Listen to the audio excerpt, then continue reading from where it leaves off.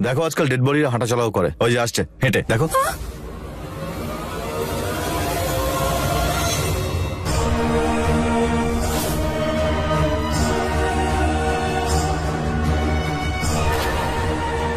Now you can see a dead woman walking.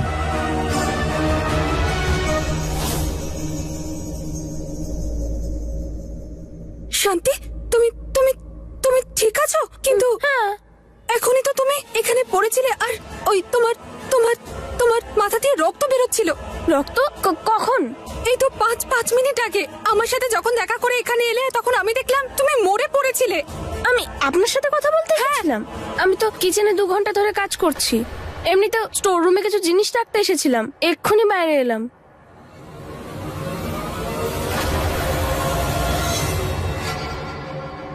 কিন্তু শান্তি কিছু বলল না কেন?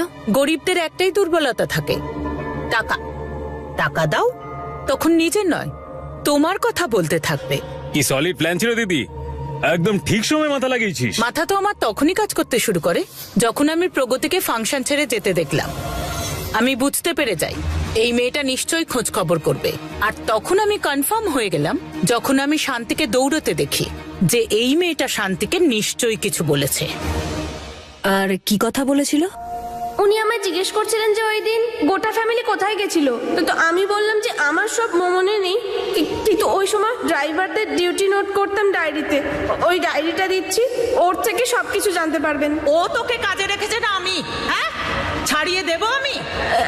এরকম করবেন না। তুই এখানে কাজ করতে চাস, তাহলে সেটাই করবি যেটা আমি বলবো, বুঝেছিস? কি করতে হবে?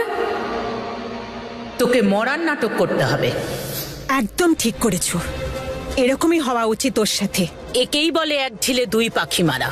প্রথমত হলো ওই মেয়েটাকে এমন ভয় দেখিয়েছি যে এই বাড়িতে ঘুরে বেড়ানোর আগে 100 বার ভাববে। আর দ্বিতীয়ত আমার রণবীর আর কখনো ওর ওপর ভরসা করবে না, ওর কথাও কখনো শুনবে না। ইনফ্যাক্ট কেউ বিশ্বাস করবে না।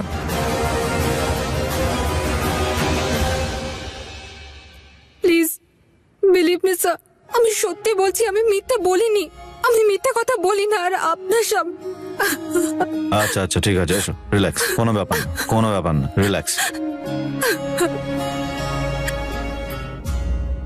আমাকে বলো,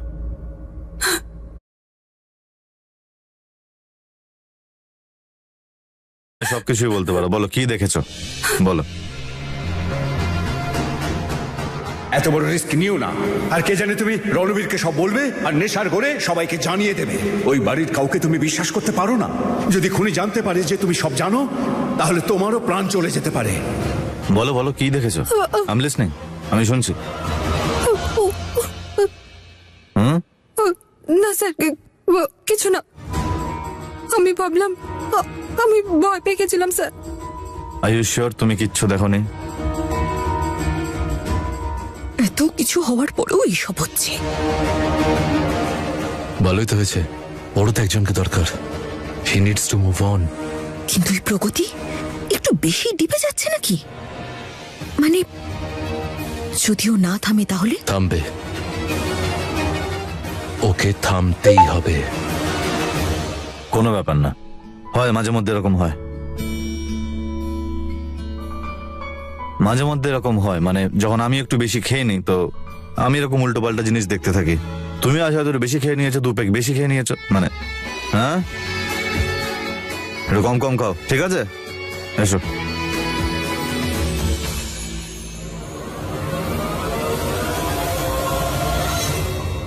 তুমি এখন ফোন করছো, তুমি জানো এখানে কি কি হয়েছে? ওকে ওকে ওকে, আই এম সো সরি। আমি কিছু করছি, I have a plan, don't worry, সব ঠিক হয়ে যাবে। অত টাইম নেই আমাদের। তোমার প্ল্যানটা কি, কি করতে চাও বলো আমাকে। I am working on it. আমি কালকে ফোন করছি তোমাকে। কিন্তু কাল তো বিয়ে আমার। আমি তার আগে ব্যবস্থা করব, তুমি শুধু আমার মেসেজে ওয়েট করো, ঠিক আছে? Trust me. কিন্তু শোনো আমার।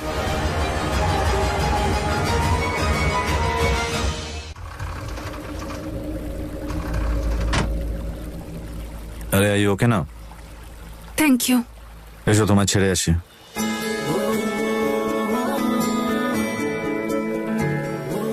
না স্যার, আমি চলে যাব।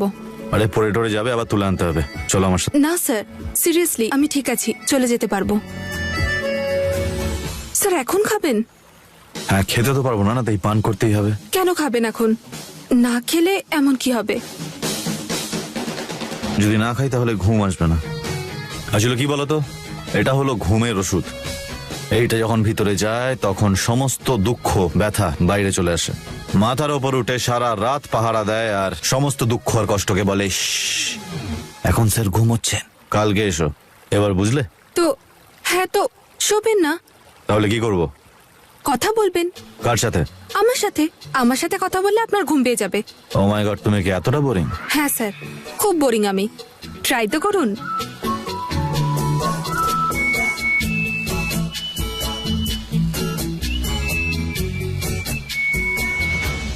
দেখো, আমার না বেশি বকবক করা একদম পছন্দ না, তাও আমি তোমার সঙ্গে কথা বলছি cause I am being nice to you. বলো, কথা বলো। আপনি বলুন না। দেখো, আমার কাছে না কথাবার্তা হয়, নর্মাল কথা হয় না। কথাবার্তা মানে একটা মানুষ কথা বলবে আর একটা মানুষ বার্তা শুনবে, তাই তুমি কথা বলবে, আমি বার্তা শুনবো। আচ্ছা, ঘুমানোর ব্যাপারে কথা বলি। যখন আমার ঘুম আসে না তখন আমি হনুমান চল্লিশা পড়ি। আর তোমার মনে হয় হনুমান নিচে নেমে এসে তোমায় গান শুনে ঘুম পাড়াবে? না, ওই ঘুম না আসলে খুব ভয় করে, ভয় তাড়ানোর জন্য পড়ি। এন্ড ট্রাস্ট মি স্যার, পড়লে মনে হয় যেন সবকিছু ঠিক হয়ে গেছে। আপনারও ট্রাই করা উচিত। খুব বিশ্বাস করো ভগবানকে। ও করতো।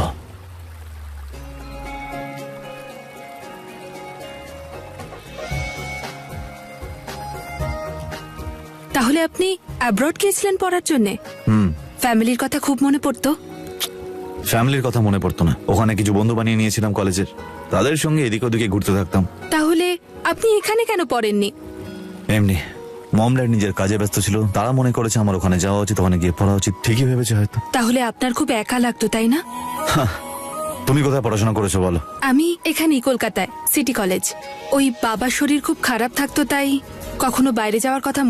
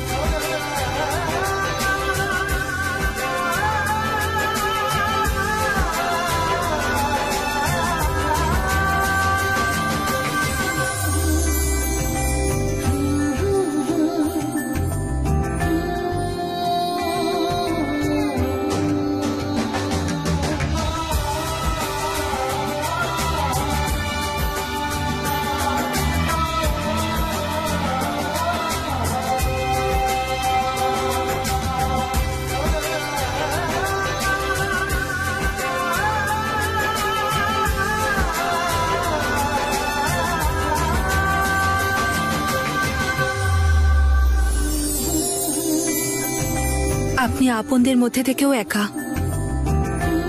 আপনার ভালোবাসা আর নিজের কাউকে চাই, সেটা পেয়ে গেলে সব ঠিক হয়ে যাবে।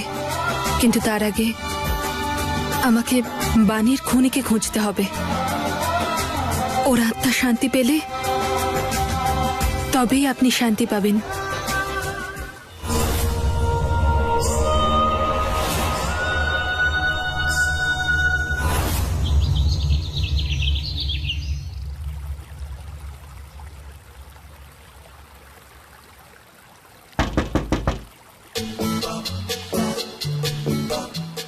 ও হ্যালো।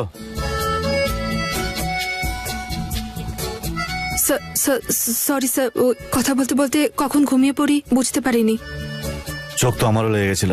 দেখলেন স্যার, আমি আপনাকে বলেছিলাম না? হ্যাঁ, সত্যি তুমি ভীষণ বোরিং। হ্যাঁ হ্যাঁ, আপনি তো খুব এন্টারটেনিং কথা বলছিলেন, তাই তো আমিও ঘুমিয়ে পড়েছিলাম। তুমি তোমার হনুমান চালিসা পড়ছিল হয়তো মনে মনে। না, আমি তো আপনাকে পড়ছিলাম।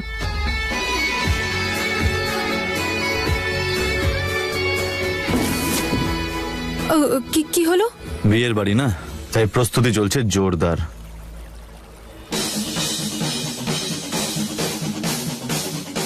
স্যার প্লিজ না। কেন নয়? কিসের জন্য নয়? আচ্ছা, তোমার এটা কেন মনে হয় যে আমি বারবার তোমার কথা শুনবো? কারণ স্যার, আপনি আপনার বোন প্রিয়াকে খুব ভালোবাসেন, আর কাল ওর বিয়ে। স্যার, আপনি সোবার থাকলে ওর খুব ভালো লাগবে, আর আপনার না খাওয়াটা ওর বিয়েতে আপনার তরফ থেকে এটা সব থেকে বড় উপহার হবে। আমার জন্য নয় স্যার, বাট আপনার বোন প্রিয়ার জন্যে। বাস, বাকি আপনার ইচ্ছে।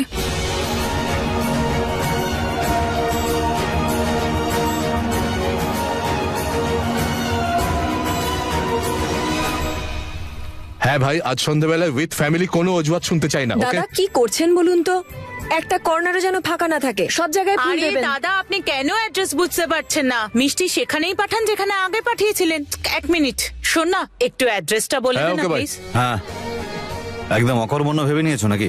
না ভাই, সবকিছু হয়ে গেছে, তুই কি করবি এখন? আচ্ছা, দেখবে কি করব। আরে বোনের বিয়ে, দাদা কাজ করবেন, এসব কি করে রেখেছো? হ্যাঁ, ও হ্যালো দাদা, নিচে আসুন তাড়াতাড়ি। এই ফুলটা ধরান আমাকে। ভাই তুই পড়ে যাবি, শোন আমার কথা শোন, তুই করিস না এসব। অভ্যাস আছে পড়ে যাওয়ার।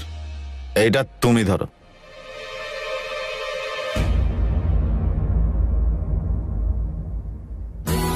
এর ভেতরে এগুলো পুড়ে দাও, দেখতে ভীষণ খালি লাগছে।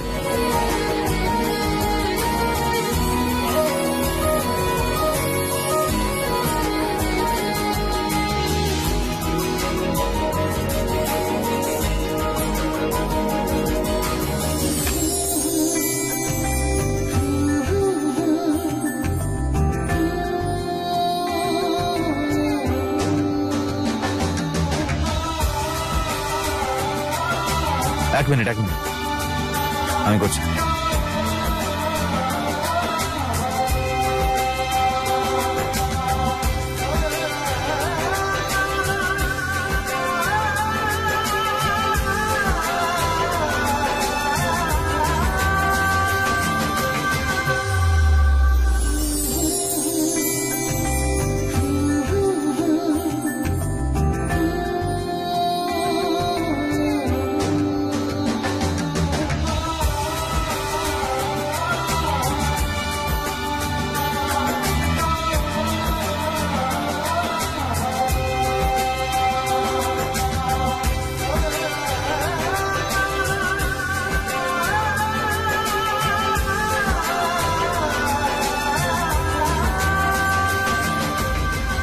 Priya, you are looking so pretty. Let's take a selfie.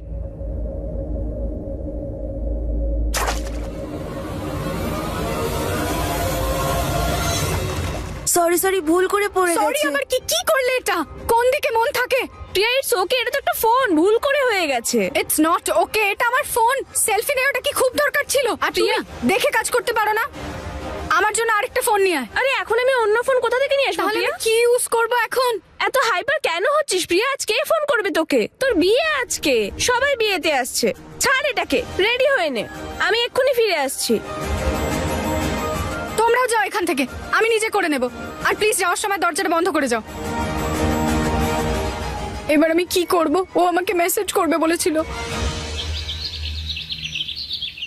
সবাই কোথায়? আরে বরযাত্রী সবাই আসবে। রেডি হচ্ছে, উপরেই আছে। আরে গোপী আর শালু কোথায়? ওরা এসে গেছি বাবা, এসে গেছি। এখানেই তো ছিলাম। কত সময় লাগাচ্ছিস আরে তোরা? শালু রেডি হতে এত সময় নাই যে কি বলবো। আরে যাও গিয়ে আরতির থালাটা সাজাও। সময় আমি- নেই। আমি- আমি- আমি হ্যাঁ, কিছু আয়, করছি। আয়। হর্ষ, কোথায় সবাই?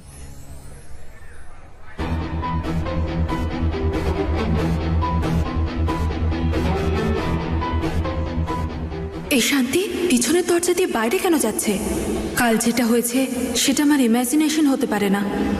মনে হচ্ছে যে খুনি সেই ওকে মিথ্যে বলতে বলেছে হয়তো। ওর সাথে বাইরে গিয়ে কথা বলছি, জিজ্ঞেস করি সে কে।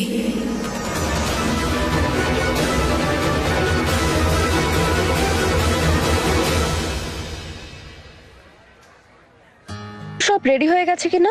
সব ব্যবস্থা হয়ে গেছে। মা, প্রগতিকে দেখতে পাচ্ছি না। এখানেই কোথাও আছে, এমনিতেও ঘুরে বেড়ায় সারাদিন। কিন্তু বৌদি, বরযাত্রী আসার সময় ওর তো এখানে থাকা উচিত ছিল। শেফালি, প্রগতি কি প্রিয়ার সঙ্গে রয়েছে? না দাদা, আমি তো ওখান থেকে আসছি। মনে হয় বরযাত্রী এসে গেছে।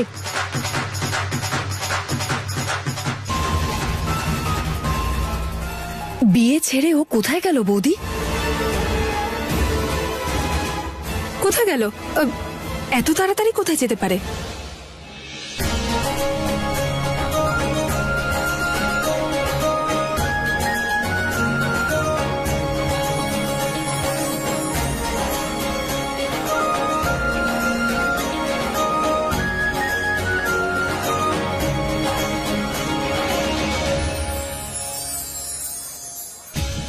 আরে আসুন আসুন আসুন, ওয়েলকাম ওয়েলকাম। বরযাত্রী একদম ঠিক সময় এসে পৌঁছে গেছে। হ্যাঁ, না হলে আজকাল বিয়ের সিজনে বরযাত্রীও ট্রাফিক জ্যামে আটকে যায়। আসুন আসুন, মণ্ডপে বসুন। এক মিনিট।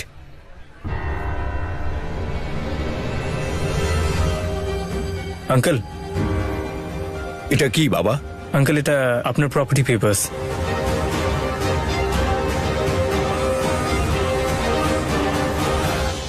বাবা, এখন বাড়িটা তোমার। না আঙ্কেল, ওই বাড়ি আপনারই। কিসের পেপার সেগুলো? আমার প্যারেন্টস আপনার জ্যাসমিন স্ট্রিট প্রপার্টিটা ডিমান্ড করেছিল, আর আঙ্কেল ওটা আমার নামেও করে দিয়েছিল। কিন্তু এখন আমাদের মন বদলে গেছে। আমি শুধু প্রিয়াকে বিয়ে করতে চাই, আর কিছু না।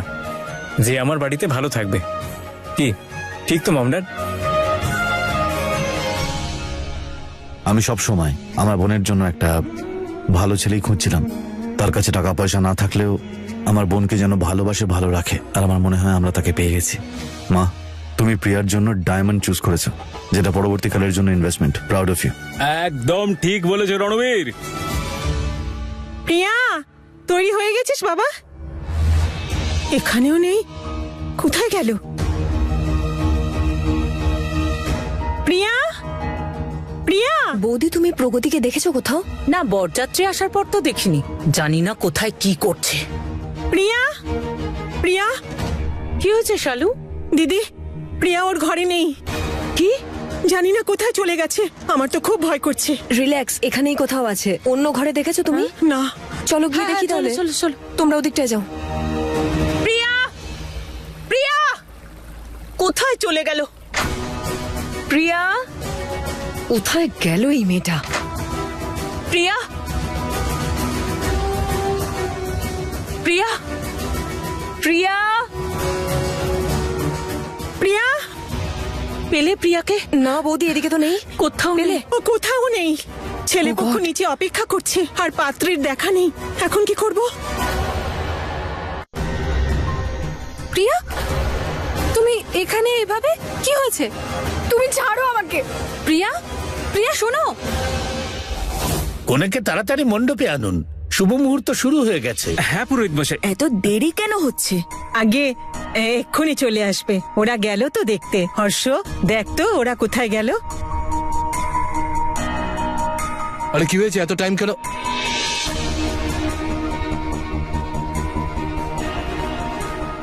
প্রিয়া কোথায়?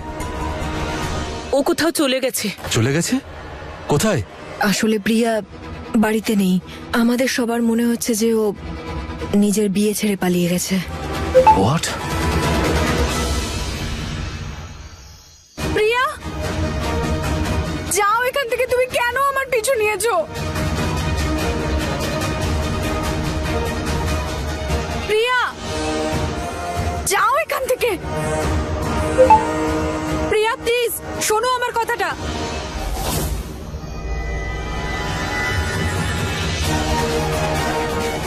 প্রিয়া, যাও এখান থেকে। Don't follow me.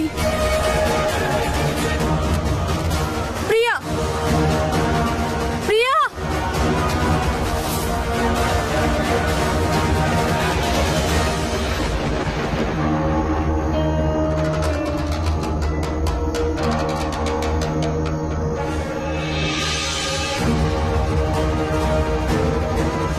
Priya, Priya না, প্রিয়া। প্রিয়া শোনো আমার কথাটা শোনো।